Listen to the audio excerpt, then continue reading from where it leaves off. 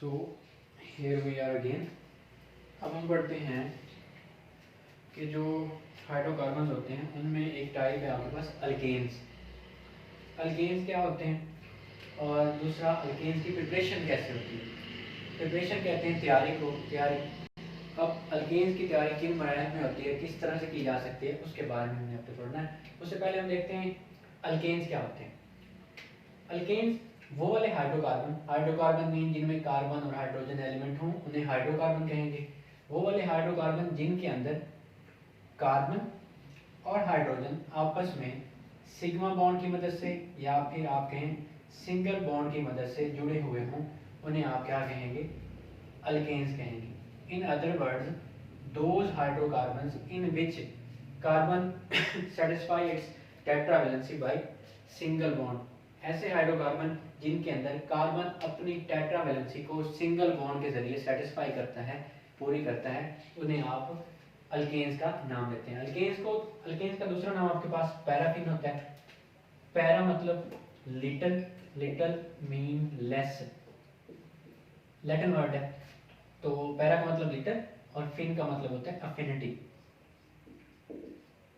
Since they have less affinity towards chemical reagents, towards chemical reaction, so they are less reactive are paraffins।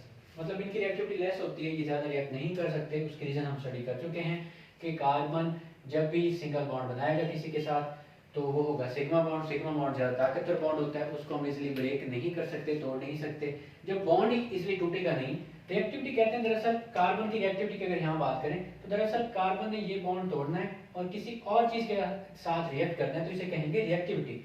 अब ये bond टूटेगा तो carbon reactivity show करेगा, तो इस bond को तोड़ना मुश्किल होता है, इसलिए ये बॉन्ड आसानी से टूटता ही नहीं है, इसलिए ये रिएक्टिविटी लेस शो करते हैं। So alkanes are less reactive hydrocarbons. दूसरी बात हमें जो करनी है वो है हमारे पास प्रिपरेशन की, कि अल्केन्स को आप प्रिपेयर किस तरह से कर सकते हैं। अल्केन का जनरल फार्मूला हमने लास्ट लेक्चर में भी डिस्कस किया था, CnH2n+2 होता है। और इसकी सिंपलेस्ट जो आपका अल्केन होती है वो मीथेन होती है, इसके बाद ethane, propane, butane, pentane, hexane, heptane, octane, nonane, decane, इस तरह से आगे चलता जाता है।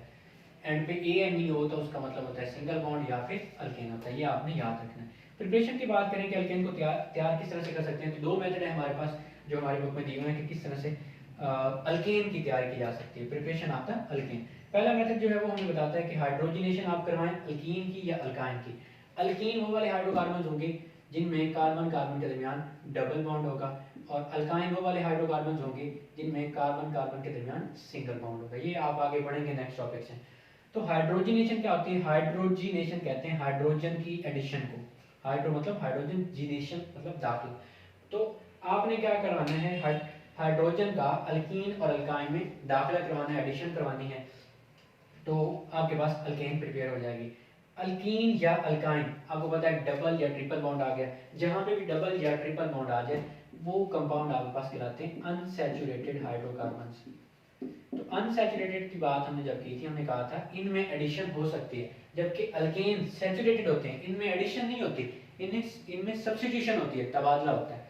तो आपने एक अल्कीन ली जिसका नाम इथीन है आपके पास, ETH 2 कार्बन के लिए, E यानी मतलब आपके पास डबल बॉन्ड है, इसमें आपने हाइड्रोजन का दाखिला करवाना है। तो होगा क्या, यहाँ पे ये जो सिग्मा, एक सिग्मा बॉन्ड है, एक पाई बॉन्ड, जहाँ भी डबल बॉन्ड होता है एक सिग्मा होता है एक पाई होता है। सिग्मा मजबूत है, ज़्यादा स्ट्रॉन्ग है, इसलिए यहाँ पे जो पाई बॉन्ड है वो ब्रेक होगा, एक बॉन्ड टूटेगा और एक हाइड्रोजन इस कार्बन पे और एक हाइड्रोजन इस कार्बन पे अटैच हो जाएगा। इस तरह से पहले CH2 था, अब CH3 हो गया।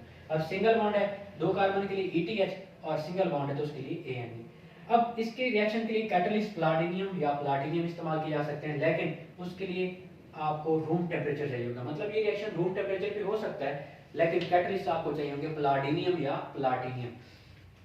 कैटलिस्ट वो स्पीशी होती है जो एक रिएक्शन को कैरी ऑन करवाती है, प्रोसीड करवाती है, लेकिन वो खुद रिएक्शन का हिस्सा नहीं बनती। अगली बात, आपने अल्केन की हाइड्रोजनेशन करवाई, आप अल्काइन की हाइड्रोजनेशन भी करवा सकते हैं, ट्रिपल बॉन्ड वाले को अल्काइन कहेंगे। यहाँ पे मैंने एक अल्काइन लिया है, इसका नाम आपके पास होगा एसिटाइलीन। अब एसिटाइलीन के अंदर ट्रिपल बॉन्ड है, ट्रिपल बॉन्ड में 2 पाई होते हैं और एक सिग्मा होता है। तो मतलब हम दोनों पाई को तुड़वाकर वहां पे हाइड्रोजन के एडिशन करवा सकते हैं। तो पहले स्टेप के अंदर मैंने निकल कैटलिस्ट लिया, कैटलिस्ट की मौजूदगी में 250 डिग्री सेल्सियस और 300 डिग्री सेल्सियस टेम्परेचर दिया और एक पाई बॉन्ड को तोड़ाया तो 2 हाइड्रोजन ऐड हो जाएंगे, बाकी डबल बॉन्ड रह जाएगा। पहले CH था, 2 हाइड्रोजन ऐड हुए एक कार्बन पे एक दूसरे पे, तो बाकी 2 बॉन्ड रहेंगे, मतलब एक पाई टूट गया। अब यहाँ पे डबल में एक सिग्मा बॉन्ड है और एक पाई बॉन्ड है।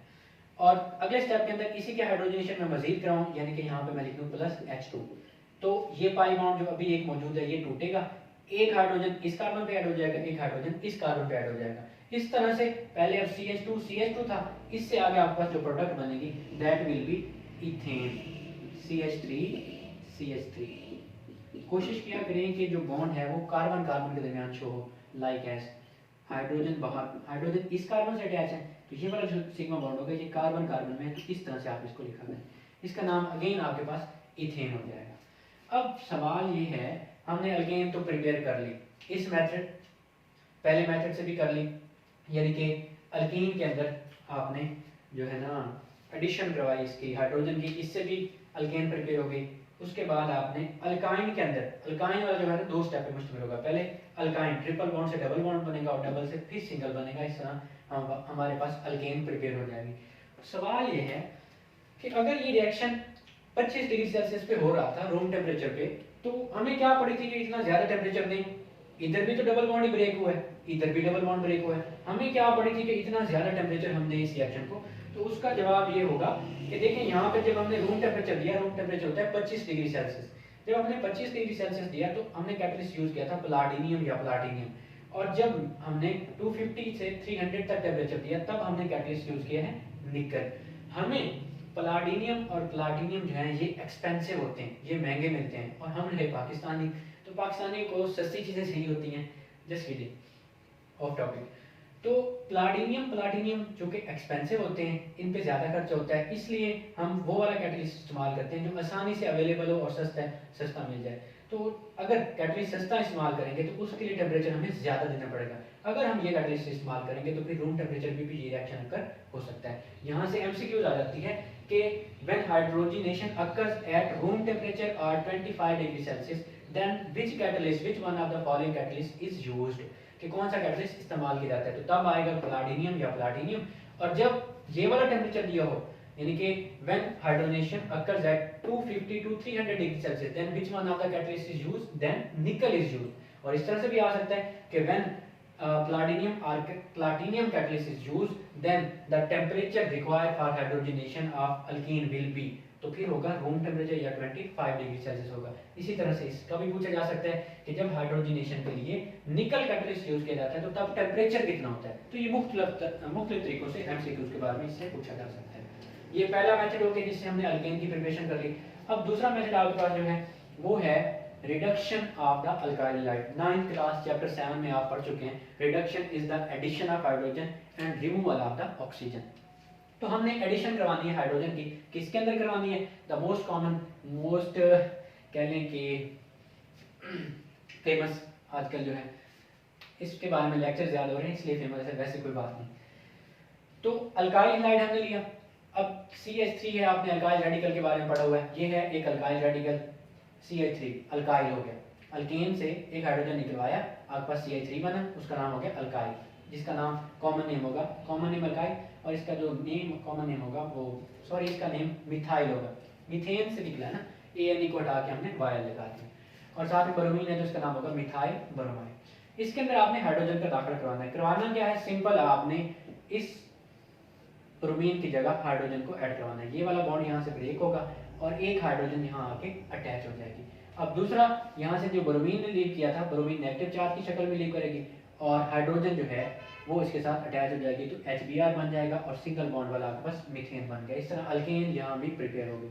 और ये रिएक्शन जिंक और डाइल्यूट HCl की मौजूदगी में होता है। ये जो हाइड्रोजन ब्रैकेट के अंदर है, इसे ब्रैकेट्स क्यों लगाएंगे, इन ब्रैकेट्स का मतलब ये है कि ये जो हाइड्रोजन है ये नेसेंट है, नेसेंट मतलब बहुत ज्यादा रिएक्टिव है, तो इसको हमने ना पकड़ के रखा है कि ये कहीं भाग ना जाए, मतलब ये ज्यादा रिएक्टिव है इसलिए इसके बाहर हमने ब्रैकेट्स लगाएंगे। तो इस तरह अल्केन प्रिपेयर हो गया। दूसरा, आपने मिथाइल ब्रोमाइड की जगह यहाँ पे इथाइल ब्रोमाइड ले लिया। ये आप अगर इसको लिखें ना तो C2H5 है, ये इथेन से आपने एक हाइड्रोजन निकाला तो ये बन गया इथाइल ब्रोमाइड। तो इथाइल ब्रोमाइड के अंदर भी आप हाइड्रोजन ऐड करवाएं तो आपके पास अल्केन बन जाएगा। सिंपल, यहाँ से बॉन्ड ब्रेक करवाया, ब्रोमीन निकल गई, एक हाइड्रोजन यहाँ आके अटैच हो जाएगा। तो CH3 और CH2 के अंदर एक हाइड्रोजन और ऐड हो गया तो ये CH3, इसका नाम आपके पास होगा इथेन। और ये जो ब्रोमीन निकली थी इस यहाँ से एक हाइड्रोजन इसके साथ अटैच होगा और आपके पास हाइड्रोजन ब्रोमाइड की फॉर्मेशन हो जाएगी। तो ये दो मेथड हैं जिसकी मदद से आप अल्केन को प्रिपेयर कर सकते हैं। पहला मेथड आपने हाइड्रोजनेशन करवानी है, बहुत ही ईजी अंडरस्टैंडिंग के लिए। अल्कीन में डबल बॉन्ड होगा, अल्काइन में ट्रिपल बॉन्ड होगा। अल्कीन में डबल बॉन्ड होगा, एक सिग्मा एक पाई, पाई को तोड़ देना है, वहाँ हाइड्रोजन ऐड करवा देनी है। अल्काइन में दो पाई होंगे, टूटता हमेशा पाई है, सिग्मा के लिए बहुत ज्यादा एनर्जी चाहिए होती है। तो दो पाई हैं, दोनों को स्टेप बाय स्टेप तोड़ना है। पहले को तोड़ेंगे तो अल्कीन बनेगी इससे, तो दूसरे को तोड़ेंगे तो डायरेक्टली अल्कीन बन जाएगी। और रिडक्शन में आपने ओनली हाइड्रोजन की एडिशन करवा देनी है, हेलोजन को निकाल देना है, वहां जाके हाइड्रोजन को ऐड कर देना है। हमारे मेन प्रोडक्ट अल्केन रहेंगे, उसके साथ कोई भी साइड प्रोडक्ट बन सकता है। तो that was all about the preparation of the alkane. Next time we will come up with the chemical reaction of the alkane. इनको स्टडी करें अच्छे से, मुझे भी सजेशन दें अगर इनमें कोई डेफिशिएंसी है, कोई और चीज़ ऐड कर सकते हैं तो काइंडली कमेंट सेक्शन में, या आप मुझे पर्सनली भी बता सकते हैं कि इनमें कौन सी एडिशन हम कर सकते हैं। Thank you so much.